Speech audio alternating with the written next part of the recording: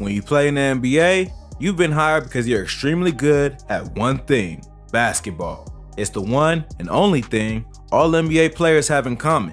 Beyond that, there's an amazingly wide variety of different people who end up playing in the pros together. Some speak a bunch of languages and are world-class chefs like Serge Ibaka. Others were computer engineers in college like Chris Bosh. We've covered some of these players in our other videos, but today, we're going to be looking at a whole different group of NBA personalities. NBA players who went to jail.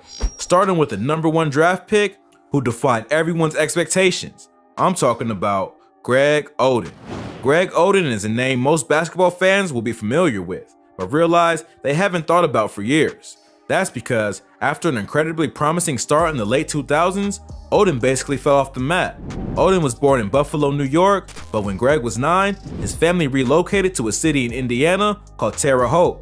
Greg was one of those kids who looked like a future NBA player basically from day one.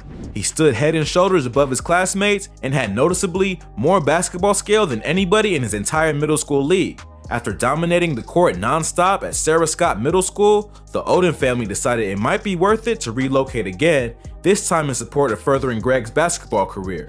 The family moved to Indianapolis, the home of the Pacers.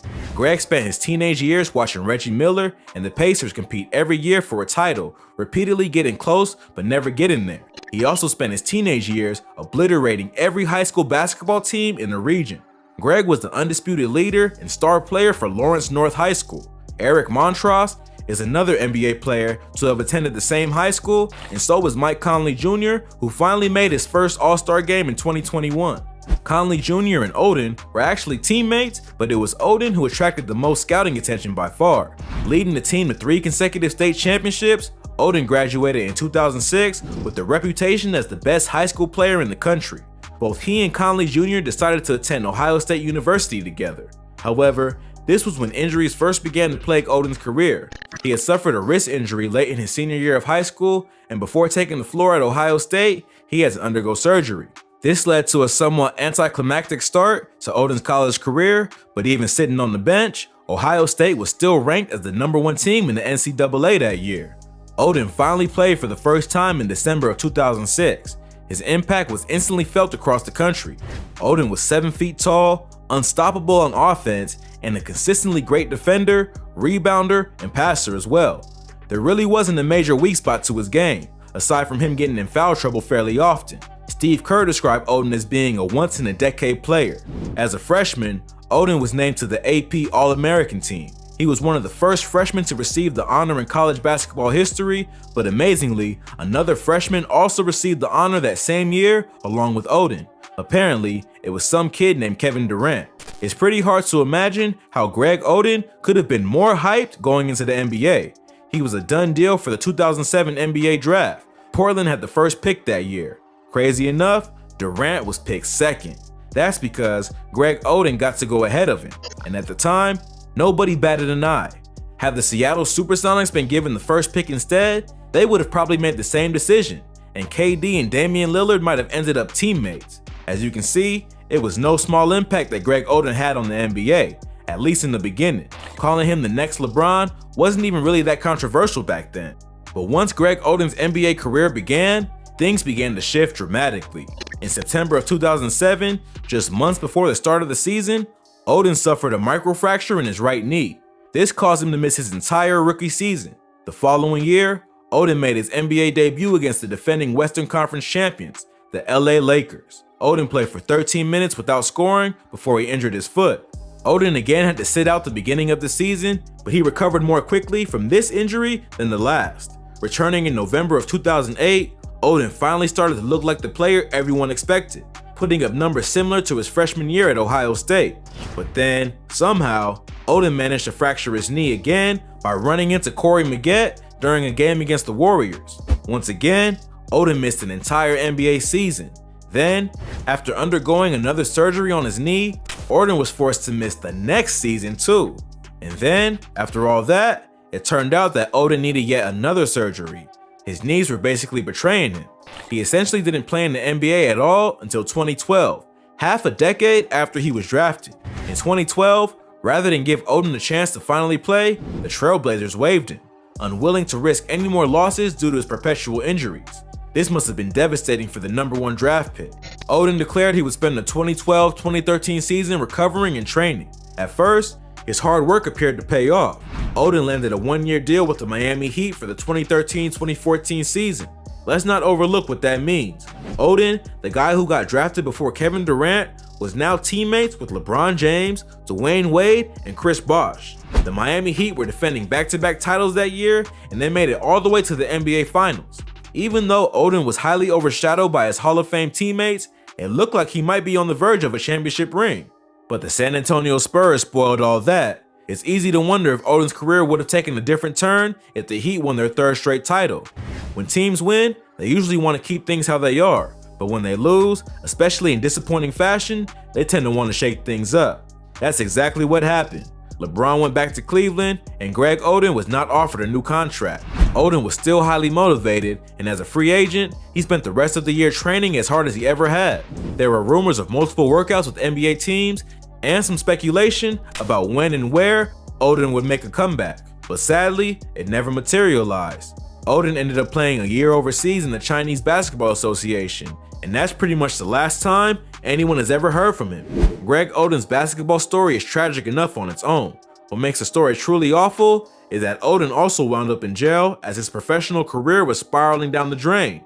In August of 2014, after losing the NBA Finals and losing his spot on the Heat, Oden sank into a dark place. Given how his NBA career had turned out, it's totally understandable. But eventually, Oden did something that was neither understandable or sane. He and his girlfriend were staying at his mother's house in Lawrence, Indiana. Greg had developed a pretty serious drinking problem, and it was starting to dangerously affect his behavior. During an argument with his girlfriend, Oden, who, keep in mind, is 7 feet tall and almost 300 pounds, punched her right in the face. In fact, according to later reports, he punched her 3 times and fractured her nose. Oden was immediately charged with battery and arrested. But of course, even though he spent more time off the court than on it during his NBA career, Oden could easily afford to post bail, which was set at just $10,000. Oden wore an ankle bracelet for a year. In 2015, he pled guilty in court. Normally, battery, which results in serious bodily injury, is a charge that carries between 1 and 6 years in prison. But as we will see over and over again with these cases, the law applies differently to rich NBA players.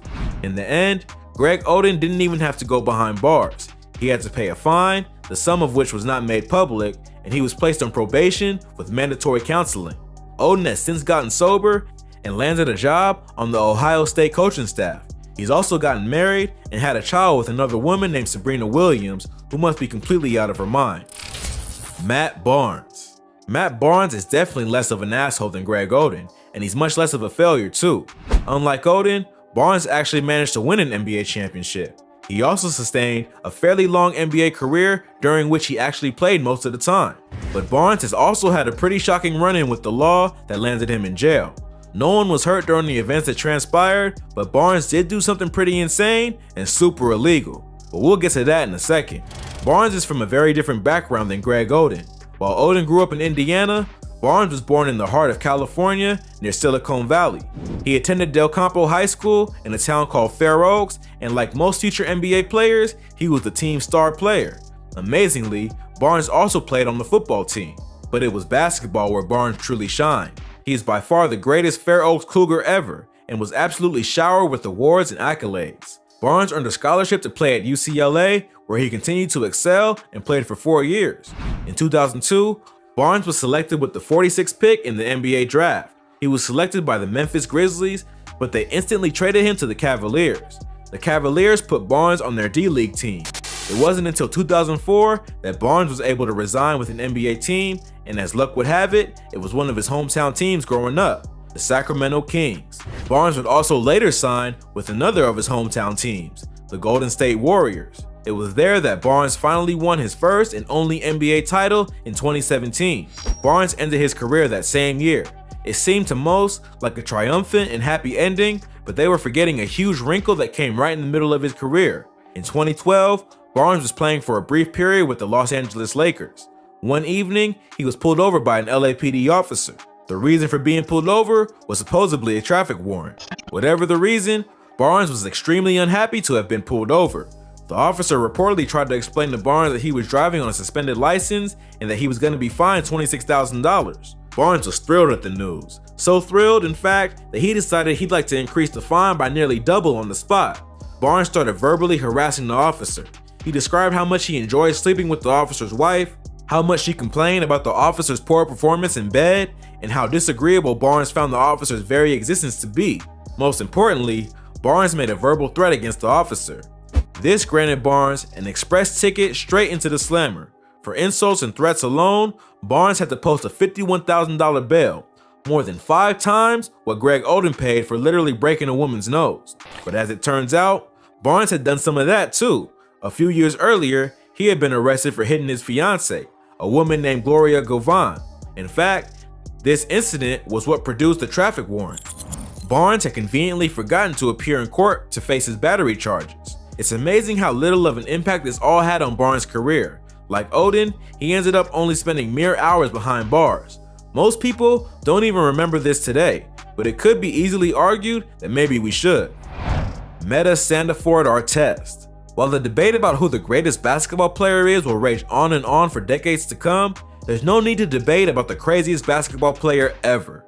Metta Sandiford-Artest, previously known as Metta World Peace, previously known as Ron Artest, is the winner by many, many miles. He warns you of it, even with just his multiple names and their confusing history. Artest was a troublemaker throughout his NBA career, earning more suspensions than any other player, including the longest single suspension of all time.